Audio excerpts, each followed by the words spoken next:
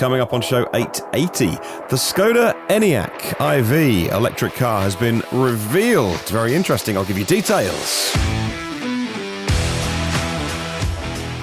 Plus the BMW iNext electric, Tesla's Giga Berlin is going up in rapid pace, and ID3s are landing in Sweden. Well, good morning, good afternoon, good evening. Welcome to the show, wherever you are in the world. It's EV News Daily for what happened on Tuesday, 1st of September. My name is Martin Lee, going through every EV story so you don't have to. This episode dropping a little bit late, as you can hear. I've been fighting off a cold for a couple of days, hoping I could shake it, but unfortunately I can't, so I'm going ahead and recording now, and apologies for being croaky. Welcome to a new Patreon producer. That's you, Keith. Now, Keith Klipstein from solarpowerandlight.com has asked me, do you think about battery day? I think it'll be lipos, he said, and SILA. I don't know what that is. I'm going to Google it. With a capacitor to buffer the absorption, the inbound regen electrons to capture more than the chemical battery can otherwise. He says, this is clearly a smart dude. I'm going to definitely tap up Keith for more information on batteries. New producer. Thank you, Keith. And hang on a minute. A new Patreon partner. That'll be you, Jukka Kukkonen, I think is how I say your name. You are from shift2electric.com, but with the number 2, not the word. Says, I've been working with EVs for 10 years now, and you can find me on shift2electric.com.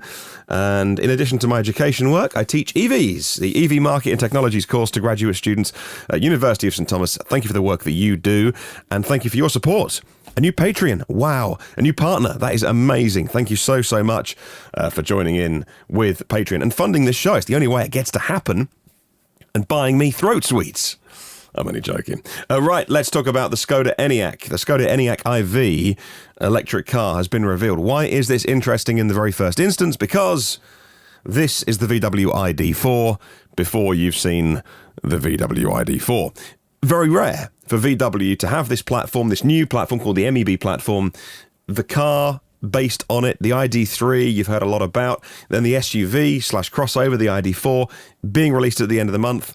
We'll get to see it without any camouflage, but they've let their Czech brand, Skoda, unveil their version first, rather than the mothership brand.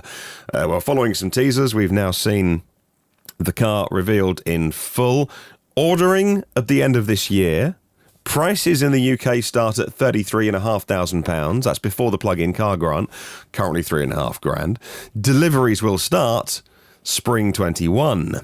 Says driving electric. The Enyaq IV can be had with one of two batteries, either 62 or 82 kilowatt hours. That is gross, by the way. The latter, the biggie, 82 kilowatt hours, good for 310 miles. That's pretty good. I don't generally want to drive for more than 310 miles without a bit of a comfort break. A choice of 2 or 4-wheel drive is optioned on this. There's 4 trim levels, and Skoda has used the Volkswagen Group's MEB platform to develop the Enyaq IV. So it's the sister car to the ID4, but it's got Skoda styling and looks different. From the outside, from some angles, a bit BMW. From the inside, a bit Mercedes. I like it. I think the styling is great. And it's their second car apart from the Citigo e-IV. A cheaper 50 model. That's going to have a smaller 55 kilowatt hour battery. It's going to follow later. And there'll be a pricey 4-wheel drive version, which is 82 kilowatt hours. The 80X, they're calling it. Okay, it's got 262 brake horsepower. And there's a very sporty, very rapid VRS model as well. That's got 302 brake horsepower. Now, according to What Car magazine, the battery that you choose determines the level of standard equipment.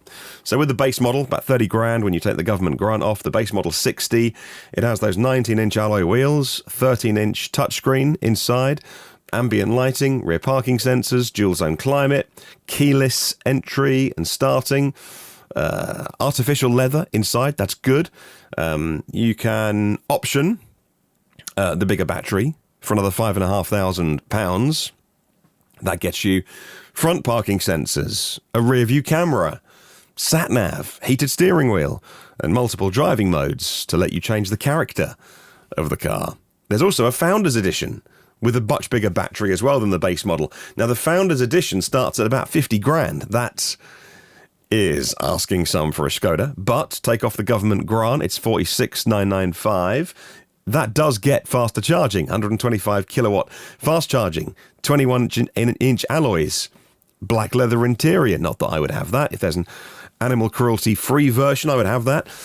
Matrix LED headlights, says Car Buyer website. According to the website, alongside the LED headlights, the Founders Edition gets an illuminated grille. Now, in the pictures they released and the videos on YouTube with the early reviewers, the grille doesn't look great. I've got to see it in person. The illuminated grille just kind of looks like a 1980s arcade, if that makes sense. It just looks, well, it looks kind of tacky to me. It's often the case you see it in person, and it's fine, but it didn't do it justice, maybe. It's also got black styling, looks more sporty. And at the top of the range, like I said, this VRS model is going to be rapid. VRS badge on a Skoda is going to be quick. It's called the 80X, so it's got the big battery.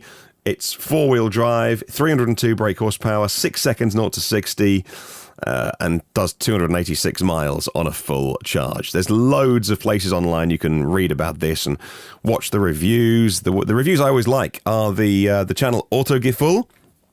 Super long, like 30-40 minutes, very nerdy, but it suits my character, as you can imagine. So check out any review that you like. Okay, let's talk BMW. The iNext electric SUV has been spied, losing some of its cladding. Well, sometime next year, BMW will reveal the flagship iNext SUV, and we don't know what it's going to be called yet. It's a teaser. We've seen a teaser campaign is well underway, but the spy shots that have been taken give us our best look yet at the BMW iNext. Not much cladding, so we see the finer details, up close photos of the headlights, the tail light designs, all looking good. A very funky C-pillar, if you think, BMW i3, the back end of an i3, like the C-pillar, like that. According to Motor One, the powertrain will be obviously pure electric, but with 3 outputs, so 308 horsepower, which is quick, 522 horsepower, which is crazy quick, and 610 horsepower, which is just going to get you in trouble with the law. The power will go to all 4 wheels. Now, the vehicle is going to be sitting between the X3 and the X5. So again, not too big, not too small, very popular SUV style. 373 miles of range, 600 kilometers. Oh, we don't know. BMW won't tell us what's the name of the car, because you can betcha it's not going to be called the iNext. It's just their code name for it. So maybe the iX5, possibly? Is this the new X5? I don't know. BMW fans, let me know. I'll pop a link in the show notes if you want to read more. Global plug-in electric car sales are up after a year of growth, but low growth, and noticeable decline in some parts of the world. Plug-ins are back, and it's a strong bounce up. July 2020 with 248,000 sales. That's the fourth best monthly result ever. Sales have improved by 76% year over year. Market share is up to 3.7%, says Inside EVs. So what are the cars that are doing very, very well? Well, the Tesla Model 3. Actually, Model 3 did 22,500 Model 3s globally in the month of July. That's not bad, coming off the back of COVID and shutdown and things like that. Year to date, 164. Last time I looked, it was 150,000. That was in the Q2 delivery, or maybe the earnings. So that's about right. 165,000 Model 3s delivered. Renault Zoe did 9,500 in the month of July alone. It's almost 50,000 year to date. Model Y did 7,500. Globally, the Wuling Hongguang Mini. Yeah, I've never heard of that either. Did 7,000, and the Kona Electric just over 6,000 on the month of July. So, talking about things going very well, let's talk Tesla. Giga Berlin is surprising so many people, and it's just going up so quickly. The rapid build-out of Giga Berlin has been documented closely by Tesla enthusiasts. You've seen the drones, but also some of them have hired light aircraft because you can go higher You can get higher, and you can get a better view from up there rather than a drone, which is kind of limited of how far you can go. And so, thanks to those people, we are getting a better idea now of what Giga Berlin is looking like, and it's going up so quickly. Thanks to these YouTube videos, we can now see that the drive unit facility is going up really quickly, and Giga Berlin Phase 1 is almost complete, says Teslarati.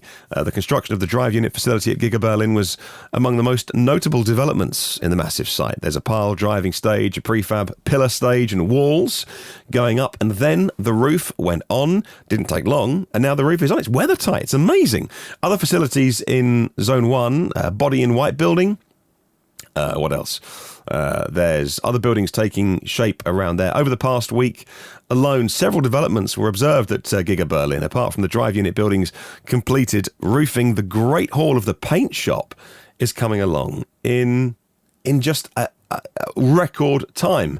It looks like actually you'll be able to judge how well the Germans built Giga Berlin by comparing it to the Chinese. And that was a year to the day, 6th of January or 9th of January. Groundbreaking, exactly 1 year to the day later. And that was handing over customer delivery cars, which is amazing. So congratulations to the Germans there. By the way, this weekend, if you would like to hear what I have to say about EVs on a tech podcast, make sure you tune in to the TechMeme Ride Home. Mentioned this on yesterday's podcast when the New Yorker magazine asked Mark Zuckerberg how he gets his news. He said he follows TechMeme. Now, for more than 2 years, 700 episodes.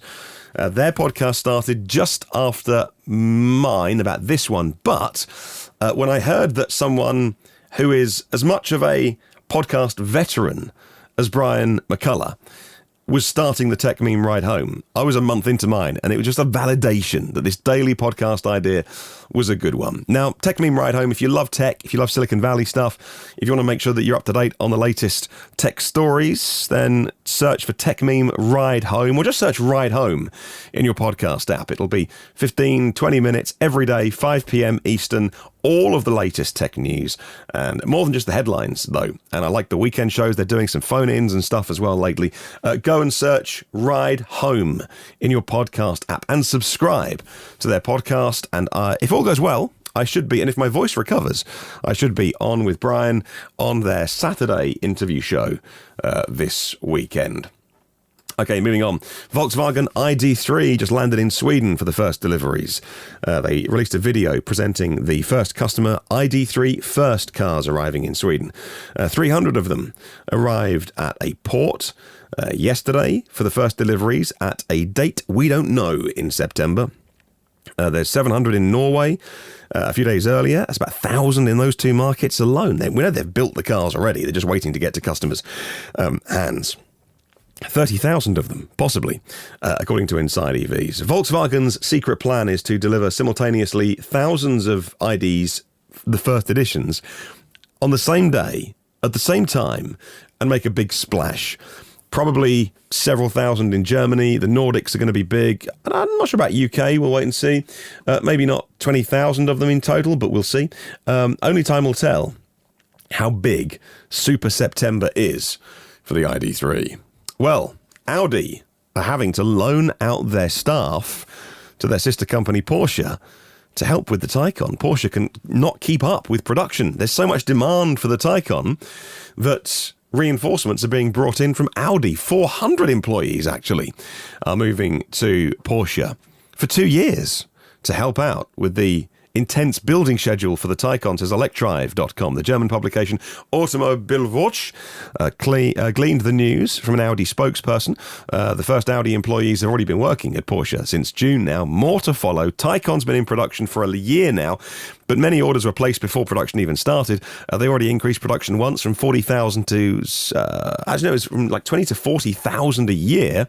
And they hired another 500 people anyway, more than originally planned, to make the Taycan Hey, I don't swim in those waters. I don't have that kind of cash to spend on a car. But if I did, the Taycan is very, very compelling. Audi has launched the e-tron Sportback. It's the same as the e-tron, but a little bit less car. I'm being cynical, of course. But the Sportback shape, pricing and specs are now confirmed for the UK, 241 miles on a charge. Same specs as the e-tron 50 and 55, respectively. It says next green car. The first one is the 55 Quattro e-tron Sportback, so 95 kilowatt hour battery, though the smaller one will be available soon. 5.7 seconds 0 to 60. Audi have their boost mode, 300 kilowatts of power. The e-tron Sportback can charge really quick, all the way pretty much to like 95%. 150 kilowatts of charging, but very, very fast charging. 80% of the battery in half an hour, and you're on your way again. Prices start, though, at £80,000. Yeah. And finally, let's talk about... Here's something I never thought I would say on the podcast, but now I am about to say it makes total sense. What haven't they electrified yet? Armoured money transporters. This week, the major truck company, MAN, M-A-N, announced that they were making an electric van to be used as the world's first ever electrically powered armoured money transporter, converted to be an armoured vehicle. They normally travel short distances, but like 30, 40 miles in a day, but they carry so much weight. They have to be reinforced and designed intelligently. According to Clean Technica, this will have a range of about 80 miles. They've got one vehicle being tested and more on the way. So even then, when you get your money delivered to the bank or the cash machine, it'll be done zero emissions. And that's your show for today. Again, apologies, I'm feeling so ill. It's a cold, I promise you. It's a cold. It's nothing more serious. It's just a stinking head cold, but I do sound terrible. So I'm going to go and leave you be. Join me again for the show tomorrow. Thank you to our premium partners, Phil Roberts of Electric Future, Brad Crosby, Avid Technology, Porsche of the Village in Cincinnati, Audi of Cincinnati East, Volvo Cars of Cincinnati East, nationalcarcharging.com and allohacharge.com, and Derek Riley of the EV Review Ireland YouTube channel. I'm off for a hot lemon and some drugs. Paracetamol, that came out wrong. Have a good day. See you tomorrow. And remember, there's no such thing as a self-charging hybrid.